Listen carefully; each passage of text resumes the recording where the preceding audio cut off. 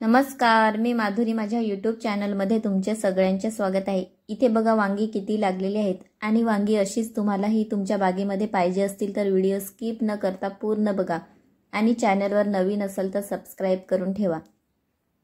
तुम्हाला जर वांगी खाण्यासाठी आवडत असतील तर तुम्ही सुद्धा कुंडीमध्ये किंवा ग्रो बॅगमध्ये वांगी लावा आणि 12 इंचाच्या कुंडीमध्ये तुम्ही फक्त एकच वांग्याचं झाड लावा आणि जर 15 बाय 15 ची ग्रो बॅग असेल तर त्याच्यामध्ये 2 किंवा 3 वांगी लावल्या तरी सुद्धा खूप छान वाढ होते आणि वांगी सुद्धा भरपूर लागतात।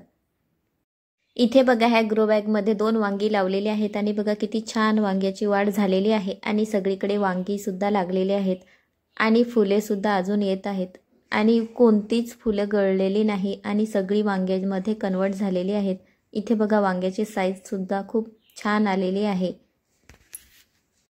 इथे बघा त्याच्यातीलच ही दुसरी वांगी आहे आणि त्या वांगीला सुद्धा भरपूर वांगे लागलेले आहेत। बघा सगळीकडेच वांगी लागलेले आहेत आणि फुले सुद्धा आलेले आहेत। इथे बघा हे मस्त मोठं एक वांग झालेलं आहे, ते आता भरीत बनवण्यासाठी तयार होईल।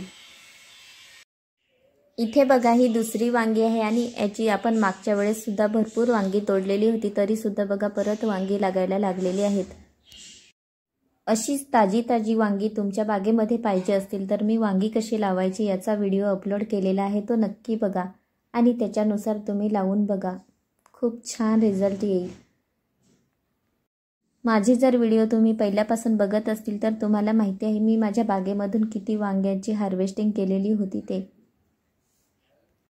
चला तर आपण सुरुवात करूया। इथे बघा मी गांडूळ खत वापरलेले आहे माझ्या झाडांसाठी। इथे बघा अर्धा मग मी गांडूळ खत घेतलेलं आहे आणि हे गांडूळ खत झाडाच्या भोवती टाकून झाल्यानंतर पूर्णपणे मिक्स करून घ्यायचे आणि नंतर पाणी द्यायचे।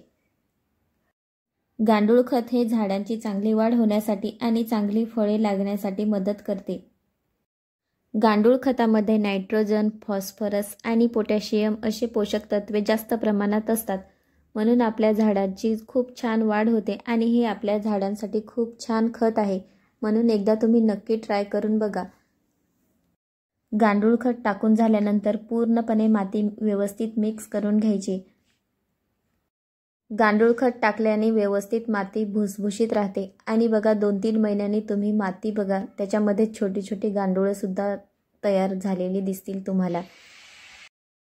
इथे बघा मी फक्त माझ्या झाडांसाठी गांडूळ खतच वापरलेले आहे आणि बघा सगळीकडेच वांगी लागलेली आहेत आणि मागच्या वेळेस सुद्धा मी भरपूर वांग्याची हार्वेस्टिंग केलेली आहे आणि त्यांना सुद्धा मी गांडूळ खतच दिलेले आहे। इकडे बघा अजून फुले येतात। आजचा जर व्हिडिओ आवडला असेल तर माधुरी टेरेस अँड किचन गार्डनला सबस्क्राइब करा आणि अशीच भरभरून वांगी तुमच्या कुंडीमध्ये पाहिजे असतील तर तुम्ही सुद्धा तुमच्या घरी वांगी लावा आणि ऑर्गॅनिक पद्धतीने खा।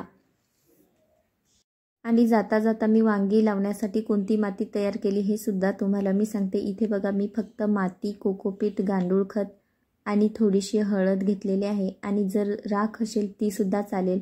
पूर्णपणे मिक्स करून घ्यायचे आणि नंतर आपली ग्रो बॅग भरून घ्यायची आणि नंतर जर तुम्ही घरी रोपे तयार केलेली असतील तर ती लावा, नाहीतर नर्सरीतून आणली असतील ती लावा।